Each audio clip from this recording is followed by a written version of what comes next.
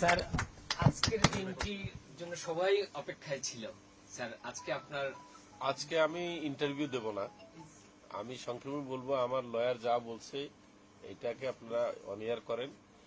আমি শুধু ধন্যবাদ জানাতে চাচ্ছি এবং সর্বপ্রথম হচ্ছে আমার পরিবারকে, আমার দুইটা মেয়ে, তারা এখনো অপেক্ষা করছে, এখনো বাবাকে দেখে নাই।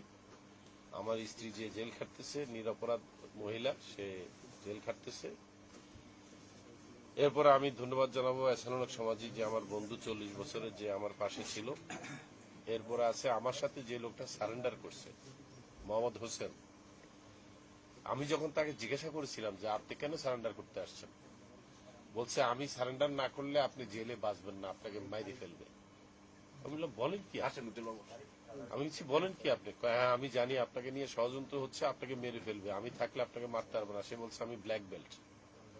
তো আমি হাইসা দিছি, আমি ব্ল্যাক বেল্টের দরকার নাই, জেলখানে আপনি আমার সাথে যে সারেন্ডার করছেন এই জন্য আমি কৃতজ্ঞ। এখন আবার বলতেছি আমি তার কাছে কৃতজ্ঞ। অত্যন্ত ভালো মানুষ, সহজ সরল, আমার মতো এত ইন্টেলিজেন্ট না।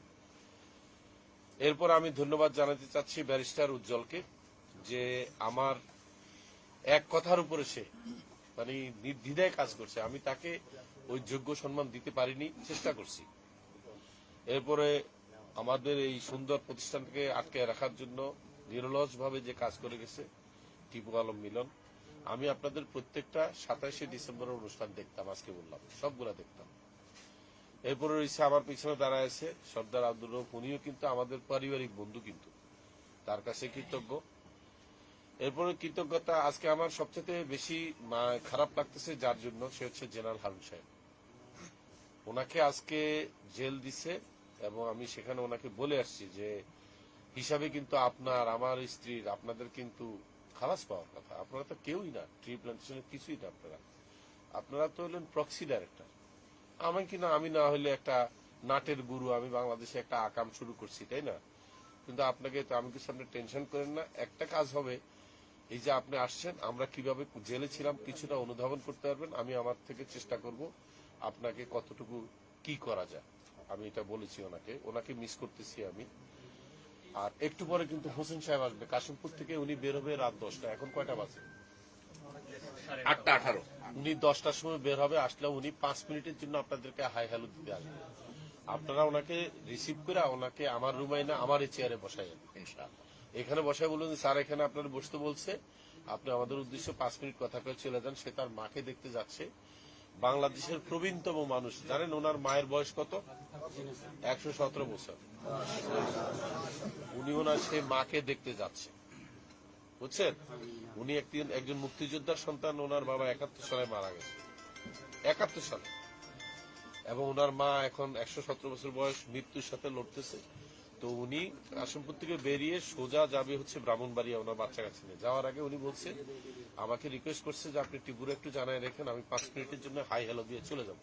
আচ্ছা, আমি আর কিচ্ছু করবো না, জাস্ট হাই বাই দিয়ে চলে যাবো। মানে উনি যে বাইরেছে এটা মানুষের দেখুক, উনি ওই চেহারাটা দেখাইতে চাচ্ছে। আর জেনারেল হারুনের জন্য দোয়া করবেন। উনি আমার বড় ভাইয়ের মতো। আমি যদিও তার সাথে বিভিন্ন কারণে আমি করতাম, আমার একটু তর্ক করার স্বভাব, কিন্তু আমি তার সবসময় কিন্তু শ্রদ্ধা করতাম মতো, বড় ভাইয়ের মতো। আমি কোনো সময় ওনাকে জেনারেল হিসেবে দেখতাম না। আমি অলওয়েজ বলছি, আপনি আমার কাছে জেনারেল না, আপনি আমার কাছে বড় ভাই। আপনার বিরুদ্ধে অভিযোগ করলে আমি একা একা করবো, আপনি আমাকে শাসন করবেন, কোনো সমস্যা নেই। এই লোকটাকে আমি মিস করতেছি এবং দেখি আমি কতটুকু ওনাকে কি করতে পারি। আর আমার ফ্যামিলির জন্য আপনারা দোয়া করবেন। আমার 2টা বাচ্চা, একটা আমি পালতাম, 3টা মেয়ে কিন্তু আমার বড় মেয়েটা কিন্তু পালক, তারপরে বড় মেয়ে, তারপরে ওরসজাত মেয়ে হয়েছে, এবার আরেকটা মেয়ে। 3টা মেয়েকে আমি, একটাকে 16, একটাকে 13, একটাকে 10 বছর রেখে জেলে ঢুকছি। এর চাইতে দুঃখজনক আর কিছু হতে পারে না। আর দুদকের মামলা, আইন কারণ এগুলা সমাজই বলবে, কোনো সমস্যা নাই। এসব বিষয়ে আমি কোনো কথা বলে কোনো ফায়দা নাই। আমি পলিটিক্স করি না, এই জন্য এগুলো বললে যে একটা পলিটিক্স করা যাবে, কিচ্ছু নেই। আমি শুধু এইটুকু বলবো যে সম্পূর্ণভাবে আমি এটা বলতে রাজি না যে ভুল বুঝে আমাদের বিরুদ্ধে মামলা করছেন। নো, এই মামলাটা উদ্দেশ্যমূলক। এই মামলাটা করার পরে আমাদেরকে অফার দিছে, আমাকে আর হোসেনকে রিমান্ডে অফার দিছে যে এক শর্তে আপনাদের বিরুদ্ধে মামলা তুলবো। কি শর্তটা কি? আমাদেরকে দেশ ছেড়ে কানাডা চলে যেতে হবে। আমি কিভাবে যাবো, এখন তো আমরা রিমান্ডে আছি। বলে যে আপনাদেরকে আমরা এয়ারপোর্টে নামাই দিয়ে আসবো, ফ্যামিলি নিয়ে আসেন, টিকিট কেটে দেবো, দেশ ছেড়ে পালাবেন, আমরা বলবো আমাদের কাস্টডি থেকে তারা পালায়ে গেছে, আপনাদের নামে আমরা ঘোষণা করব যে তারা পালায়ে গেছে। আমি কি গ্যারান্টি আছে যে আপনি আমাকে এয়ারপোর্টে নেওয়ার সময় ক্রস ফায়ারে মারবেন না? আমি আমাকে নাজিমুদ্দিন রোডে জেলখানায় পাঠান, আমি কোনোদিন দেশ ছাড়বো না। আমাদের কিন্তু দেশ ছাড়ার অফার দেওয়া হয়েছিল, তারপরে 2-3 দিন পরে অফার দিছে ভিন্ন। ঠিক আছে, আপনি দেশ ছাড়বেন না, থাকেন, এবারের অফারটা আপনার জন্য ভালো। আমি কি বলেন? কিচ্ছু না, শুধু ডেস্টিনি 2000 বন্ধ করে দিতে হবে, MLM কোম্পানিটা বন্ধ করে দিতে হবে, আর কোন কোম্পানি বন্ধ করার দরকার নেই। আমি বলছি 45 লক্ষ লোক বেকার হবে, বলছে এটা আপনার দেখার বিষয় না। আমি বলছি আওয়ামী লীগ সরকার ভোট হারাবে, বলছে আমরা ভোটের চিন্তা করি না, ডেস্টিনি বন্ধ করতে হবে। আপনি আমাদের জন্য অনেক বিব্রতকর, অনেক ডিস্টার্ব করতেছেন, হয় দেশ ছাড়েন নাহলে ডেস্টিনি বন্ধ করেন। আমি বলছি দুইটার একটা করবো না, জেলখানায় পাঠান। সাক্ষী কিন্তু মোহাম্মদ হোসেন বলবে একসময়। এগুলো হচ্ছে রিমান্ডে আমাদেরকে জেরা করছে। আপনারা হয়তো অনেকে ইনসাইড স্টোরি গুলো জানেন না। এটা কিন্তু কোনো ক্রাইম না, এটা কোনো ক্রাইম না। এটা আমাদের এই 45 লক্ষ লোকের রাস্তায় নামানোর জন্য একটা ষড়যন্ত্র আছে। আল্লাহ ভালো রাখছে, এটাই আমি দোয়া করি। আর আমার 45 লক্ষ লোকের কাছে আমি ধন্যবাদ দিই যে তারা আমাকে কিভাবে বিশ্বাস করলো যে আমি অন্যায় করিনি। তারা কনফিউজ হতে পারত যে আমি অন্যায় করছি, কিন্তু তারা বিশ্বাসই করেনি।